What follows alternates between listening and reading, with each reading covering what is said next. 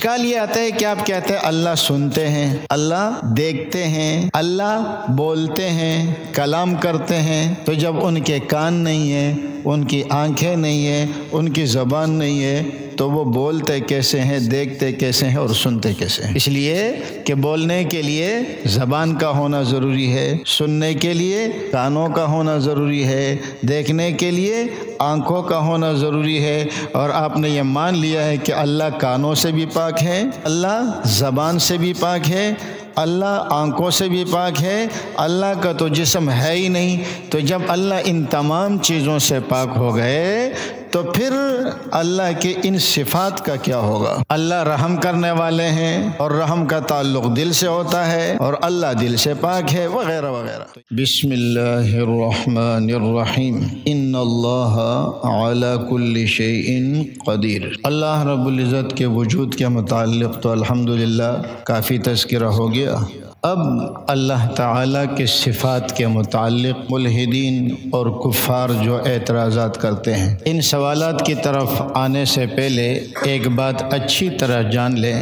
ایک ہے کسی چیز کا وجود اور ایک ہے اس کا جسم ہونا، یہ دونوں الگ الگ چیزیں ہیں، اور ملحدین ہر وجود کو مجسم سمجھتے ہیں، اس وجہ سے ان کو اشکالات پیش آتے ہیں۔ کسی چیز کا موجود ہونا یہ اور بات ہے، کسی چیز کا جسم ہونا یہ اور بات ہے۔ اسی لیے ملحدین کہتے ہیں جب ہم نے اللہ کو دیکھا نہیں ہے، جب ہم نے فرشتوں کو دیکھا نہیں ہے وغیرہ وغیرہ، تو ہم اس پر ایمان کیسے لائیں؟ جب ہمیں برزخ سے واسطہ نہیں پڑا تو ہم اس پر ایمان کیسے لائیں؟ یہ ملحدین کی غلط فہمی ہے۔ اس لیے ایک ضابطہ یاد رکھے، کسی چیز کے وجود کے لیے اس کا مشاہدہ ہونا یہ کوئی ضروری نہیں ہے کہ آپ اس کو دیکھ سکیں تو آپ اس کو مان لیں، اور اگر آپ کو نظر نہ آئے تو آپ اس کو مانیں نہیں۔ مثال کے طور پر بھوک کا وجود ہے یا نہیں ہے؟ آج کل تو اچھی طرح احساس ہوگا بھوک کا، پیاس کا، رمضان ہے نا، بھوک کا وجود ہے یا نہیں ہے؟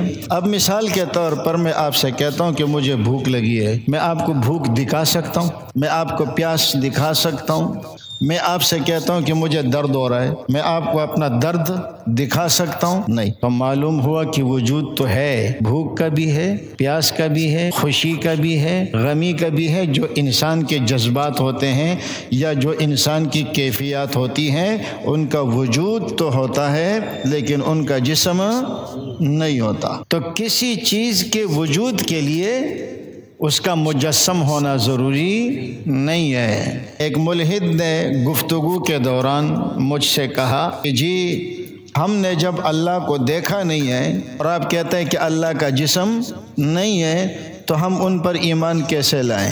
میں نے کہا دیکھیں، آپ نے اللہ کے وجود کا انکار کس بنیاد پر کیا ہے؟ عقل کی بنیاد پر کیا ہے نا۔ میں نے کہا آپ کے پاس عقل ہے؟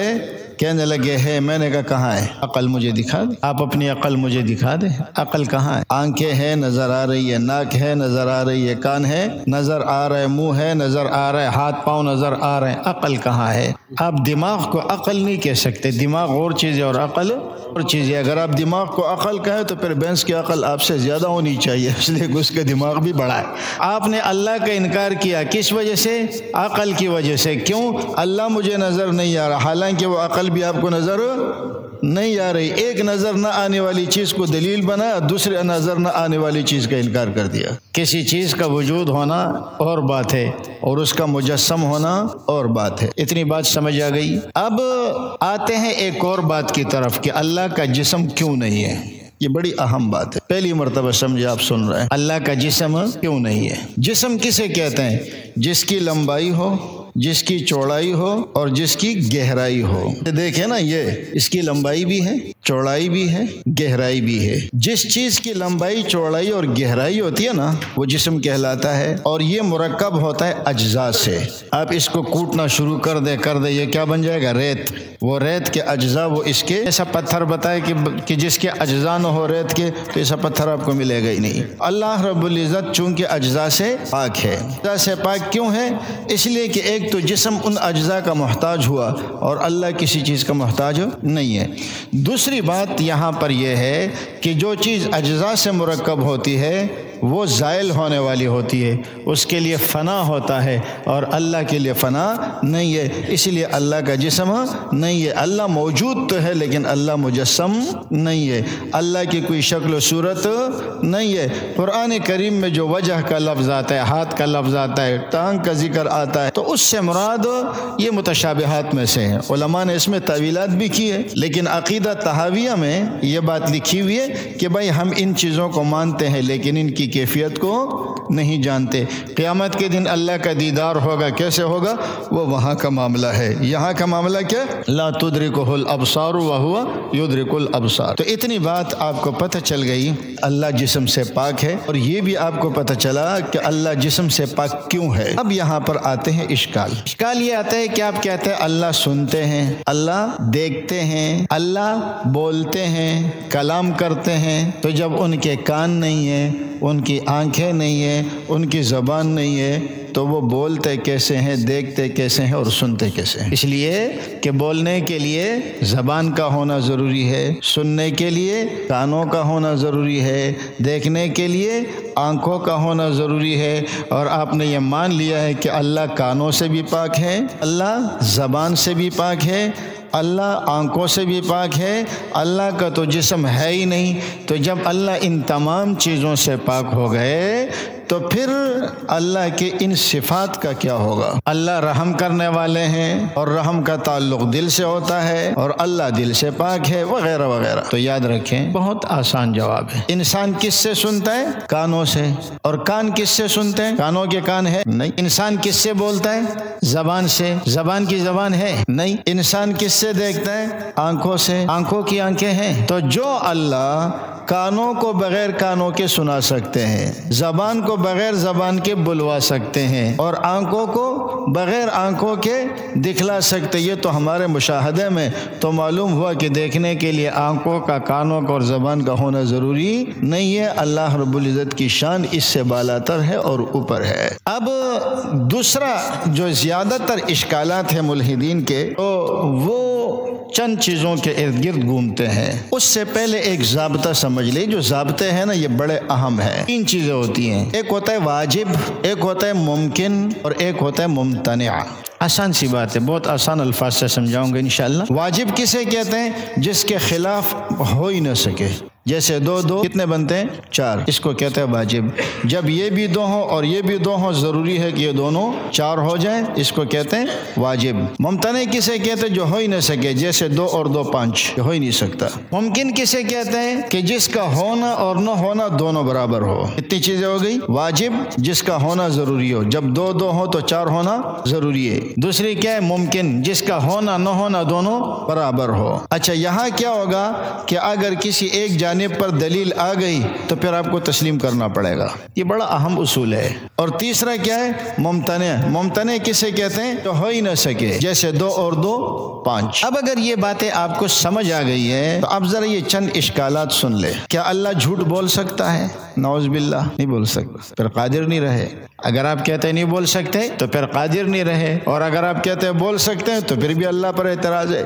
اللہ رب العزت اپنا شریک بنا سکتے ہیں یا نہیں؟ اسی طرح اللہ رب العزت نعوذ باللہ چوری کر سکتا ہے یا نہیں؟ یعنی جو بری صفات ہے اس کی نسبت اللہ کی طرف کرنا، یہ ہزاروں اشکالات آپ بنا سکتے ہیں۔ جو صفات قبیحہ ہے ان صفات قبیحہ کی نسبت اللہ کی طرف کرنا، یا جو آج کل بہت بڑا اعتراض ہر جگہ پیش ہوتا ہے، کیا اللہ ایسا پتھر بنا سکتے ہیں کہ اس کو خود اٹھا نہ سکے؟ یہ ملحدین کی طرف سے بہت زیادہ یہ اشکال ہوتا ہے، ایسا پتھر بنا سکتے ہیں کہ جس کو اٹھا نہ سکے۔ اگر آپ کہتے ہیں کہ بنا سکتے ہیں تو پھر اٹھا نہیں سکتا، اور اگر آپ کہتے ہیں کہ اٹھا سکتے ہیں تو پھر بنایا نہیں ہے۔ یہ اس قسم کے اشکالات کیوں پیش آتے ہیں؟ اس کے لیے ایک ضابطہ یاد رکھیں۔ ممتنع کسے کہتے ہیں؟ جیسے میں نے آپ کو بتایا کہ دو اور دو پانچ، یہ ہو نہیں سکتی۔ جو چیز ممتنع ہوتی ہے نا، اس کے بارے میں سوال کرنا یہ بیکار ہوتا ہے، اس کے بارے میں سوال کرنا ہی غلط ہے۔ مثال کے طور پر میں آپ سے کہوں کہ آپ، اچھا ایک چیز یہ ہوتی ہے جو ہمیں ناممکن نظر آتی ہے، لیکن اس ناممکن چیز کا تصور ممکن ہوتا ہے۔ مثلا میں آپ سے کہوں فرشتوں کی آنکھیں بند کرے ہوا میں اڑے اور چلے گئے، پہلے اسمان میں داخل ہو گئے، دوسرے میں، تیسرے میں، تصور کر سکتے ہیں نا؟ ٹھیک ہے، اس طرح میں کہتا ہوں آنکھیں بند کرے، آپ اپنے ہاتھ یوں کرے تو سمجھو بارش ہو رہی ہے، یوں کر دیا تو سمجھو بارش رک گئی، تصور کر سکتے ہیں نا؟ تصور میں تو آپ بادشاہ بھی بن سکتے ہیں، جس کو خیالی پلاؤ کہا جاتا ہے۔ خیالی پلاؤ کیا ہوتا ہے؟ وہ ناممکن ہوتا ہے لیکن آپ اس کا تصور کر سکتے ہیں۔ لیکن جو چیز ممتنع ہوتی ہے نا، اس کا تصور ہی نہیں ہو سکتا۔ جو چیز ممتنع ہوتی ہے، ممتنع کا آپ تصور ہی نہیں کر سکتے۔ مثلا میں آپ سے کہوں کہ آپ ایسی چیز کے بارے میں تصور کریں جو تکون بھی ہو اور چوکور بھی ہو، کریں؟ ہو سکتا ہے۔ جو بالکل سیدھی بھی ہو اور بالکل ٹیڑھی بھی ہو، آپ تصور کر سکتے ہیں؟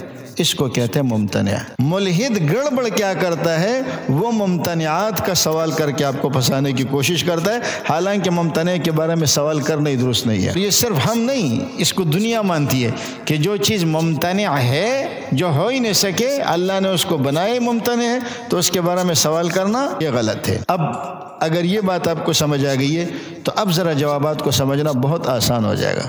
اللہ کسے کہتے ہیں؟ جو تمام صفات کمال کو جامع ہو، جو صفات نقصان سے پاک ہو۔ اب آپ مجھے بتائیں، جھوٹ بولنا کمال کی صفت ہے یا نقصان کی صفت ہے؟ تو جو جھوٹ بولے گا وہ خدا ہو ہی نہیں سکتا۔ ایسا کام ہوگا ہی نہیں کہ جس کے لیے اللہ رب العزت کو اپنے رتبے اور درجے سے نیچے آنا پڑے، اور جہاں اللہ اپنے درجے سے نیچے آیا تو پھر وہ اللہ کہلانے کا مستحق بھی نہیں ہے۔ تو اب دیکھیں، یہ صفت نقصان ہے اور اللہ صفات نقصان سے پاک ہے۔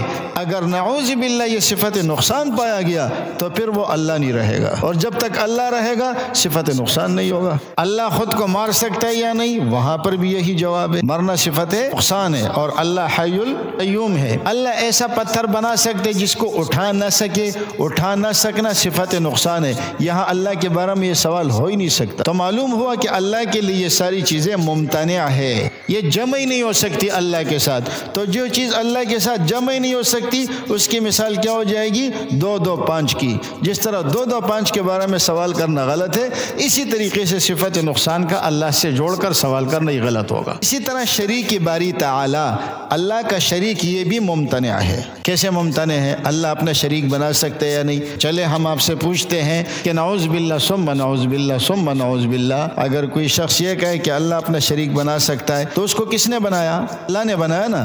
اللہ کو کسی نے بنایا ہے؟ نہیں۔ تو جو اپنے وجود میں اللہ کا محتاج ہوا وہ مخلوق ہوگا، وہ خالق نہیں بن سکتا۔ تو چونکہ شریک باری تعالی ناممکن ہے، ممتنع ہے۔ کیوں ممتنع ہے؟ اس لیے کہ اگر شریک باری تعالی نعوذ باللہ ثم نعوذ باللہ، ہم تو تصور بھی نہیں کر سکتے، لیکن ملحد کے بقول اگر اللہ تعالی اپنا شریک بنائے گا تو اللہ وہ ہے جو اپنے وجود میں کسی کا محتاج نہ ہو، اور یہ اپنے وجود میں کس کا محتاج ہوا؟ اللہ کا۔ تو یہ اللہ کہلانے کے مستحق ہے؟ تو ہو ہی نہیں سکتا، اللہ کا شریک ہو ہی نہیں سکتا۔ دوسری بات یہ کہ ایسا زمانہ اللہ پر نہیں گزرا کہ جس میں اللہ نہ ہو، اور یہ تو اب بن رہا ہے نا، تو پہلے نہیں تھا۔ اس کو کہتے ہیں عدم طاری ہونا۔ جس پر عدم طاری ہو جائے وہ اللہ نہیں ہو سکتا۔ تو اس لیے یہ اس قسم کے اشکالات جو ہوتے ہیں یہ غلط فہمی کا نتیجہ ہوتا ہے۔ تو واجب اور ممتنع آپ کو سمجھ آیا۔ اب بات آتی ہے ممکن کی۔ ممکن میں دونوں جانب کیا ہوتے ہیں؟ برابر ہوتے ہیں۔ جب دونوں جانب برابر ہوتے ہیں، یہ آپ کو ہزاروں سوالات کے جوابات سمجھے کہ آج کے ان اصولوں میں بھی آپ کو دے رہا ہوں۔ رسول اللہ صلی اللہ علیہ وسلم نے فرمایا قبر کا عذاب ہوگا، ٹھیک ہے، ممتنع ہے؟ نہیں۔ واجب ہے؟ نہیں۔ کیا ہے؟ ممکن ہے۔ ممکن کا کیا مطلب؟ ہو سکتا ہو سکتا ہے نہ ہو۔ اگر ہونے پہ دلیل قائم ہو گئی تو پھر ہے، اگر نہ ہونے پہ دلیل قائم ہو گئی تو پھر نہیں ہے۔ اب آخرت کے جتنے اعتراضات ہیں وہ اسی اصول پر جا رہے ہیں۔ ملحد اعتراض کرتے قبر کی زندگی پر، مرنے کے بعد دوبارہ زندہ ہونے پر، جنت اور جہنم کے وجود پر، پل صراط کے وجود پر، وغیرہ وغیرہ۔ یہ ان کے نزدیک ناممکن ہے اور وہ اس کو ممتنع سمجھتے ہیں۔ یہ ممتنع نہیں ہے، یہ ممکن ہے۔ اور ہمیں مخبر صادق رسول اللہ صلی اللہ علیہ وسلم نے خبر دی ہے، اور مخبر صادق کی خبر کو مانا جائے گا اگر اس کے خلاف آپ کے پاس دلیل نہ ہو۔ اگر آپ کے پاس اس کے خلاف دلیل ہے تو آپ لے آئے، اگر آپ کے پاس اس کے خلاف دلیل نہیں ہے تو یہ ایک ممکن چیز تھی اور اس کو ایک سچے نبی نے ہمیں بتا دیا، لہٰذا ہمیں تسلیم کرنا پڑے گا اور آپ کو بھی تسلیم کرنا پڑے گا۔ یا تو یہ ہے کہ اس کے ممتنع ہونے پر آپ دلیل پیش کریں، یا اس کے ممکن ہونے میں آپ اس کے غلط ہونے پر دلیل پیش کریں، تو وہ خود کبھی بھی دلیل نہیں دے گا، وہ ہمیشہ آپ کو دلائل کی دنیا میں پھنسانے کی کوشش کرے گا۔ وما علینا الا البلاغ۔